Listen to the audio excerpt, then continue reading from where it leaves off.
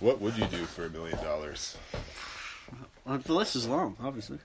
A long list. The list of things I would do definitely gets bigger with more amount of money. I'd make a bed. I'd drive somewhere. I'd make a phone call. Probably an phone endless call one. that killed somebody that you didn't know. Oh, Jesus. No, what? I'm just gonna start killing strangers? Yeah. What the fuck? Can't be doing that for $1 million. Close my eyes. Anyone. I got pretty hype pretty quick. We went straight to killing people for money. I just thought of phone call to kill someone. Natural train of thought. Well, this is like officially Taran Murray's very good podcast number 4 featuring Kyrk Dodds. Hello. And we just got done jumping in a frozen lake. Well, it wasn't all frozen, but there was ice in the lake for sure. And we drove on up there and did some push-ups and jumped in the water and went, oh! I got out of the water. Can't remember what I screamed. I screamed something when I came. Some sort of horrible things. Yeah. Something. Children shouldn't hear it. Yeah, that's true. It's PG-13, this show. But we did two dips, which was awesome. Yeah. Just felt like I had to really make it happen. But after the second one... I probably could have done a third. Yeah. Fuck. We should make a point to do 3 next time. Yeah. But, yeah. I mean, your instincts... We're nowhere near Wim Hof status, that's for sure. My instincts... That guy's amazing. Yeah, it's fucking incredible. I'm just like, instincts take over, out of the water as fast as possible. The body's just doing it, like, there's no, like, opportunity to intervene. It's like, no, let's just force ourselves to stay in here. It's like, I couldn't do that. It doesn't really seem like thinking involved at that point, even though No. I watched that video today of a guy solving a Rubik's Cube half submerged. He was, like, up to his waist, sitting there solving a Rubik's Cube. It's just, like, fighting that instinctual urge to survive. I think the only answer must be just regular, repeated exposure. Like, the more we do it, it's like... Yeah, he says the easier it gets. I mean, Yeah, it just has to be the case. It's like that with everything. That's like how you get people to learn to give, like, speeches, like public speaking and shit. Yeah. Just, like, do a little bit. Well, yeah, that definitely felt that way when I used to talk, give speeches or whatever in front of groups of people. My leg would be shaking uncontrollably the whole time. Just, like, vibrating. Just, like, couldn't stop it. I'd put my hand on, try and stop it, and it just wouldn't stop shaking. And my hands as well. I'd be, like, trying to read and follow along. My fingers would just be shaking.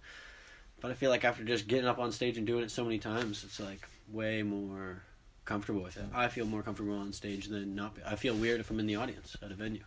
Yeah. Just like, oh, this isn't where I should be. I should be up there doing what I want to do. Oh, totally, man. I was feeling that a lot watching your last show. Just being like, holy shit, I want to be up there. Yeah. It's so intense, man. I remember, like, it was such a pivotal moment in my life the first time that happened with a band of my own or whatever, just getting up on stage, just 14-year-old kids, and, like, just playing a bunch of tunes and just, like, going nuts and headbanging and giving her and just, like... So much nerves, it was, like, it all goes to constructive use. Yeah. I found, like, I wouldn't have any nerves, like, in the midst of it, you know? Like, as soon as it was happening, it was just, like, I, like, dissolved into this collective of guys creating this sound, and I wasn't, like, really there at all. I got to just be this, like, bigger unit, and you become something bigger, like, when you're there, and so... That just, like, that feeling. I remember, like, right then I decided, like, I was going to go study after high school and everything, like, and just, like, totally dictated the course of my life. Like, it was that was, like a huge fucking moment for sure. So powerful having all those people stand behind you. Have you ever done, like, just you playing guitar acoustic stuff? A couple times, and definitely a different story. It is, like, the most nerve-wracking thing. I hate it. Everyone's looking at you. Well, you and I did one time, too, at that, like, that coffee house, at that fucking cafe. High Life Cafe on Spring Garden. Yeah, I went there a few times, and then we were like, all right, let's do it. Let's just get up and play something. And, I felt good about the pieces, but, like, playing guitar was alright, too. I could look down, just get in my own world and just play the guitar. But, like, having to look up at these people and sing, And And they're I'm just like- so insecure about my voice, so like getting up there and doing that was like awful. Whereas when you're playing guitar in a band, it's like I can just take a step back. There's a front man to do this. Yeah. Like Let anyone Sarah else. play guitar. Yeah, man. You have those. It's like a support network of people to lean on, like in it with you. Yeah. It's like I find, even for that reason too, just like bandmates build such tight bonds with each other. It's just like an undeniable brotherhood that happens if a band sticks around for a while. They stay the same, like lineup or whatever. Yeah. You're just like sharing such an intimate thing on stage with all this, like all those people all the time, and like it's just you're like bearing your souls for each other all the time, like with each other. Well, that's it. It's like it's all one piece of music, so you're all absolutely necessary for it to come out that way. And you rely on them like I rely on Kenny. Is like he helps me do what I want to do. Without him, I couldn't have the music sound the way I want it to. So like, yeah, totally essential. Like, just feel so lucky that people stick around to help you achieve your dream, whether it's a mutual one or not. You know. Oh my god, it's like it's been hitting me a lot how advantageous it is to be a social animal. Like it's just the opportunities it affords. Like an animal that lives on its own most of its life doesn't get to like have those kinds of relationships, and then it just like helps your survival, and then all those things too. Like because we get really abstract being human beings and all, like get involved in all sorts of crazy things like being in bands and stuff, and yeah, it just can't, like nothing can happen without a huge joint effort on everyone's part. Like, that's how our whole fucking society happens. Like everyone just goes out to do whatever job it is they do, and it, like whatever thing they do helps keep the whole thing going. Well, that's what I do love about cities compared to the country. Like, on your own, you see a lot of country guys do it. They build their own house, build their own stuff. But when you go to a city and you see a skyscraper, you're like, damn, all those people got together, everyone pulled their part, and this building is amazing from top to bottom. You know that it's a joint effort. And I think about that with the pyramids in Egypt, too. It's just like, however they were made, it's just like, that is amazing. Like, just to put that time in, it's so perfect, including imperfections, I think. You know, but it's just amazing. Beautiful. It's like pulling together, we can do these amazing things. Oh, it's crazy. It's not mentioned enough either. I feel like there's so much rhetoric today of human beings are a cancer on the earth, and human beings are absolutely like reprehensible. Nothing matters. Yeah. Blah, blah, blah. It's like you can't like.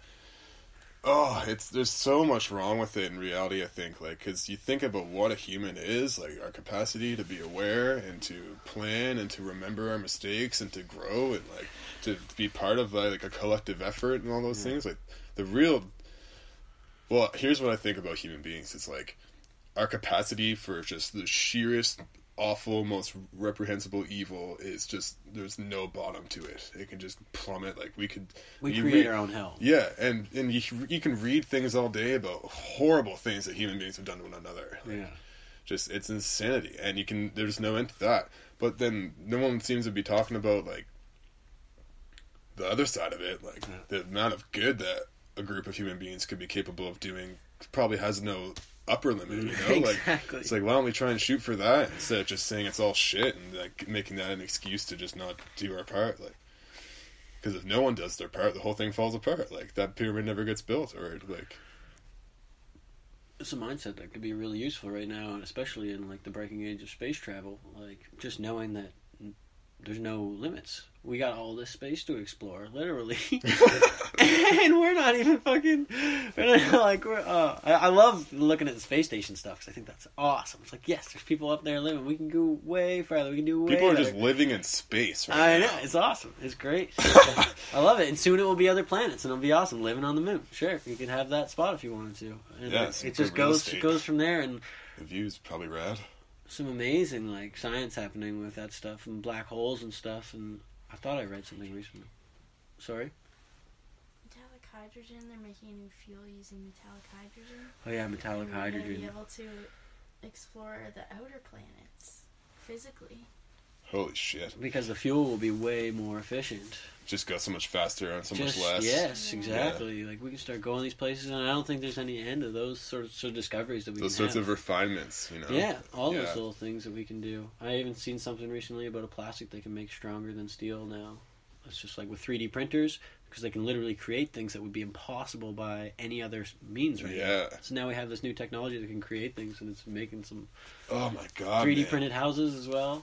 I love that idea. It's like $10,000. This printer just shows up, they move it around on location. You watch your house being built. It's like, and again, they can do things that no carpenter can do, or whatever. Seemingly impossible, used to be impossible things.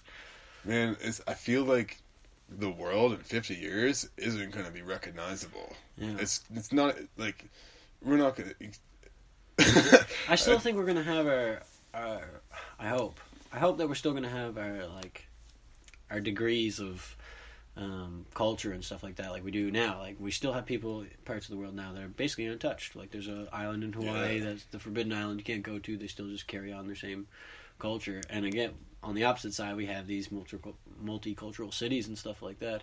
I hope in 50 years it's still the same. Like obviously there will be these extreme things that you could afford to go to the moon if you wanted to, if you had enough money for those rich people. Like that might be an option, or even Mars maybe by that point, because the space travel will be so more efficient. But you can even now, I'm pretty sure, pay like $1 million just to go on a ride to space. Yeah, just like a quick go to space for a minute.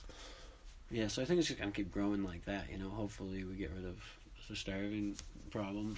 Well, dude, I found out that like the UN back in early 2000s at some point set out to half the world's poverty by 2015, well.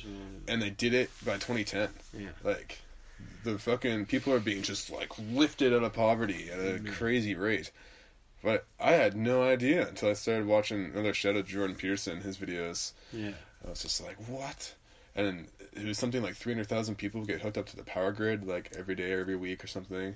Just some sort of staggering fact. It's like the world is just like transforming at a crazy pace. So I see like so many good things happening, also so many bad things, like pulling together. If we only had more conscious people, we could pull together so much more and get stuff done way quicker. I think about the motto that we were raised on. I don't know about you guys, but like you can do anything with your life while you're in school. They would tell you that. Will your teachers tell you that? I hope they did. Maybe. I hope. I was taught that all the time. Yeah, you can do anything you want. So my whole life, I was like, I could be the president if I wanted to. I could be a tennis player if I wanted to be. Like, what do I want to do? I could literally do anything. So like, which is like that in and of itself is completely insane. Yeah, like that. Any one of us have that much like capability and, I love opportunity. That they say that, but I almost feel like it needs to have a warning attached to it or something like that, because at the same time we have all these people who just want to do nothing. Well, yeah, all these lazy it needs people, to be like you need to do something. But you need to do your life's just taken by every second, man. Yeah, there's a line in this Pink Floyd song that always gets to me. It's like, next thing you know, 10 years have passed you by. You missed the starting gun. Something like that. Like, or no one told you when to run. You missed the starting gun. Something like that. Right after they talk about 10 years just passing you by. Yeah, man. There's that line in Memphis for Family. Yeah. It's like, Ma, you're getting Big Billy or something like that. And she says, what are you, 6th grade? Yeah. Wow, time sure fucking flies when you're working 51 weeks a year. That one just stabbed me in the heart. Oh, damn. I've been saying that ever since I had a job. Like, I had like 27 jobs, and it's like everyone's that little vacation. Like, is there not a job that like you could just go if you wanted to? Like, are they paying you that little that you have to work constantly to just stay alive? People are just running on a treadmill. Never ending. Just fucking to maintain where they are now. And, man, it's brutal because like I've been trying to get in the habit of and it mostly just depends on whatever mood I'm in, but like just engaging in conversation with anyone I run into, like, you know, asking the girl at the checkout how her day's going while she's ringing my groceries through or something. And so I got talking with this one girl, and she was saying, I was just like, how long have you been working here for? And she told me 13 years.